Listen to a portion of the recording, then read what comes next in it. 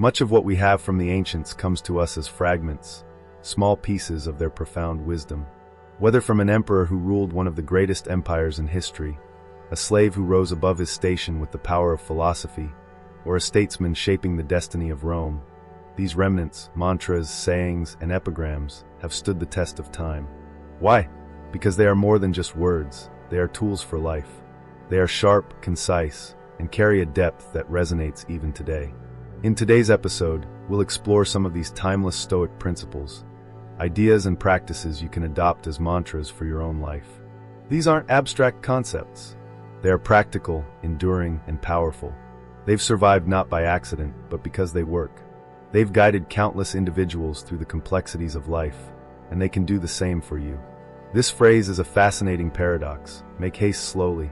It's a Latin maxim cherished by the Emperor Augustus, once known as Octavian.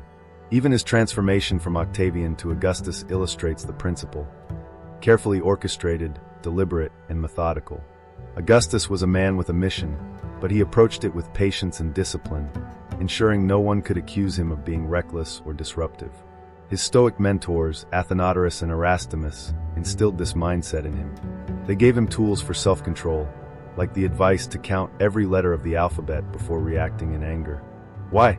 Because rashness often sets progress back. Make haste slowly isn't about dragging your feet. It's about taking exactly the time required to do something well.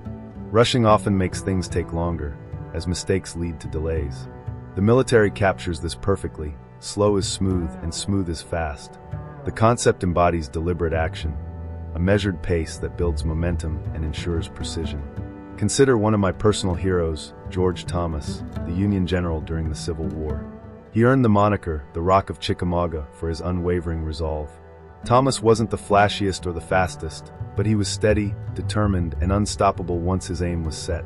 He embodied the balance of urgency and discipline that this phrase represents. Contrast that with someone like General McClellan, whom Lincoln criticized for having the slows. McClellan's problem wasn't just his pace, it was his failure to move forward decisively. Thomas, on the other hand, exemplified the power of persistence and precision. Ultimately, make haste slowly is about finding that sweet spot between energy and moderation, between eagerness and control. It's the art of measured exertion, focused, deliberate effort that gets results without unnecessary setbacks. The Roman historian who recorded this as one of Augustus's favorite maxims noted that Octavian considered haste and rashness to be among the least fitting qualities for a well-trained leader. In fact, many of Octavian's other sayings reflect this same philosophy. For instance, he often remarked, "Better a safe commander than a bold one," and "That is done quickly enough which is done well enough." Now let's shift to another powerful idea, the necessity of cultivating both a strong mind and a strong body. Today, we often picture philosophers as intellectuals, academics confined to classrooms, deep in thought but disconnected from physical challenges. However, that couldn't be further from the truth when it comes to the Stoics. Marcus Aurelius wasn't just the emperor of Rome. He was also a military general, well-versed in wrestling, boxing, and hunting. Seneca, for his part, practiced rigorous physical discipline, testing how little he could survive on and embracing practices like cold plunges. Socrates, too, was legendary not only for his mental fortitude, but also for his physical resilience, enduring harsh winters in a thin cloak and excelling as both a soldier and an athlete. Socrates believed that every citizen has a duty to know and cultivate their physical capabilities. This philosophy of physical and mental resilience reminds me of Theodore Roosevelt. As a young boy, Roosevelt was asthmatic and frail. His father famously told him, "You've got the mind, Theodore, but you don't have the body." In response, the young Roosevelt declared, "I will make my body," and he embarked on what he called the strenuous life. If you visit his childhood home today, you can still see the gym where he transformed himself. His sister once remarked that this was the first promise he made to himself, and more importantly, the first he kept. This mirrors Seneca's belief that we must discipline the body so that it serves the mind, not the other way around. This motto encapsulates a vital truth, the interplay of struggle and growth. Nietzsche famously said, "What does not kill you makes you stronger," and while we know this instinctively, we often spend much of our lives avoiding struggle. Why? Because it's hard. We understand PTSD and its challenges, but there's another phenomenon that deserves just as much attention: post-traumatic growth. Adversity can shape us for the better.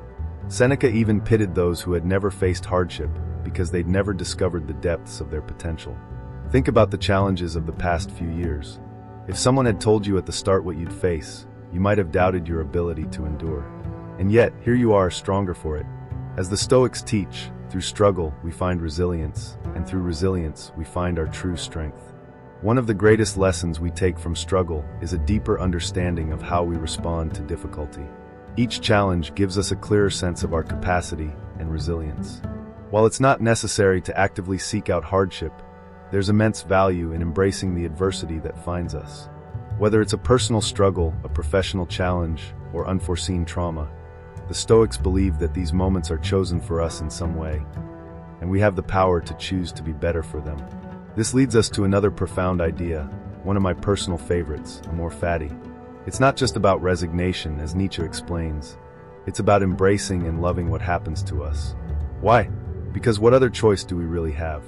When we decide to see challenges as opportunities, when we view our fate as something uniquely suited to us in this moment, we can transform even the harshest trials into growth.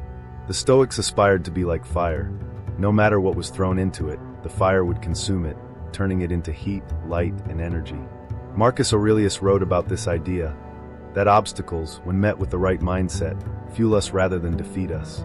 This is how we emerge stronger, like metal refined in a crucible. Struggle becomes not just something to endure, but something to use. Speaking of challenges, let me take a moment to thank today's sponsor, Vuori, whose gear helps me tackle all the different aspects of my day. I've been a fan long before they were a sponsor. Their joggers, running shorts, and t-shirts are staples in my wardrobe. Whether I'm writing in the morning, jumping on a podcast, playing with my kids in the pool, or hopping on a flight, Vuori fits seamlessly into my life. Their performance jogger, made from ultra-soft dream knit fabric, is perfect for everything from workouts to lounging. For our listeners, Vuori is offering 20% off your first purchase, plus free shipping on US orders over $75. Returns are also free. Visit vuori.com/stoic to grab some of the most versatile and comfortable clothing on the planet. That's vuori.com/stoic. Terms and conditions apply. Check the website for full details.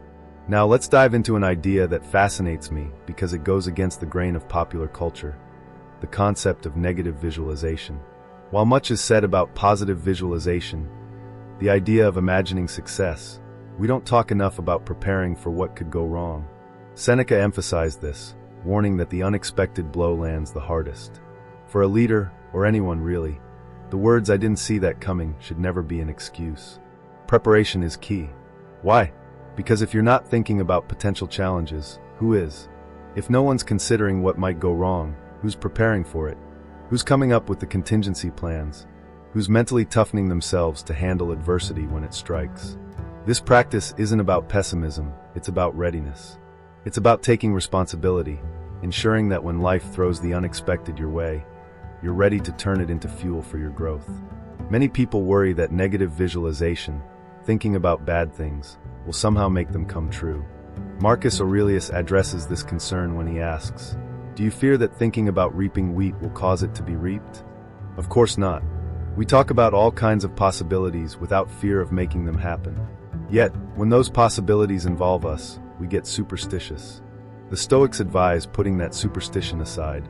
You need to think about what could go wrong. Seneca, for example, suggested that if you're about to set sail, you should visualize the ship sinking, pirates attacking, or a storm brewing. What will you do if these things happen? How can you be prepared? The point isn't to dwell on negativity, but to ensure that when challenges arise, you're not taken by surprise. We know that mishaps are common. Storms at sea, delays, accidents, setbacks, they're a part of life. And unexpected events happen too regularly. The Stoic mindset is that nothing happens to a wise person that they didn't expect in some way.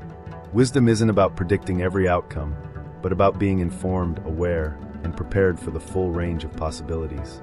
This brings us to a powerful truth: who we are shapes the outcomes we get in life. Now, this doesn't mean bad people can't succeed, but it does mean that their success will likely be hollow, fleeting, or damaging. For the Stoics, the focus was always on what we control: our character, our values, the habits we form, and the principles we live by. When you see someone acting dishonestly, driven by ego or insecurity, It's no surprise when things go wrong for them. They're showing you exactly who they are. Seneca warned that a leader can never say, "I didn't think that would happen."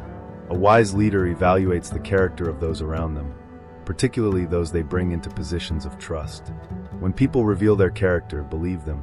Take Musonius Rufus, for example. There's a story where he was asked why he gave money to an obnoxious, greedy man. Musonius responded simply, "The man deserved it." Why? Because money wouldn't change him.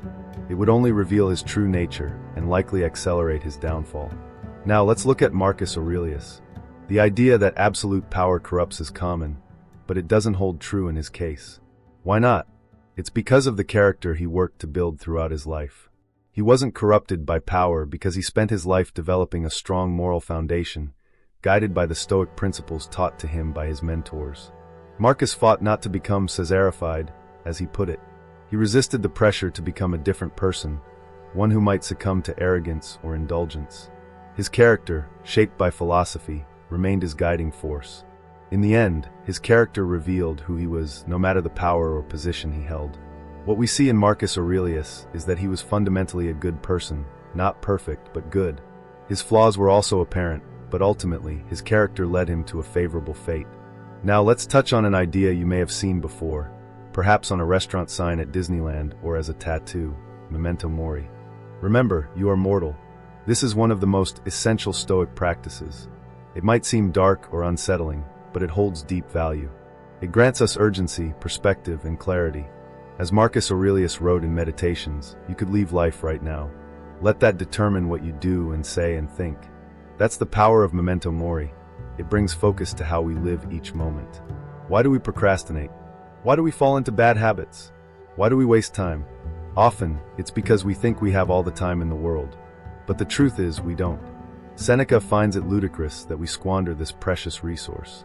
He says it's a mistake to think of death as something far off in the future. It's not. Death is happening right now. The time that passes belongs to death, Seneca notes. Every moment that passes is time we'll never get back. The minutes wasted this morning, gone. The hours spent watching or creating this content. We'll never retrieve them. Life is short. We must live it with awareness, knowing we don't have forever. None of us do.